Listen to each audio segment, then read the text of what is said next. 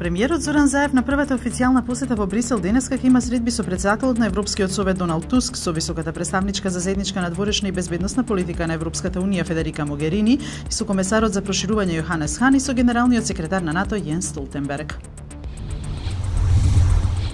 Македонија ќе ги разгледа свежите предлози за привременото име во обид да го отклучи грчкото противење за членство во НАТО, изјави министерот за надворешни работи Никола Димитров за Financial Times. Според него, премногу е рано да се дискутира за конкретни предлози за името, но тој ќе се сретне со грчките министри в среда да ја врати довербата меѓу двата соседи.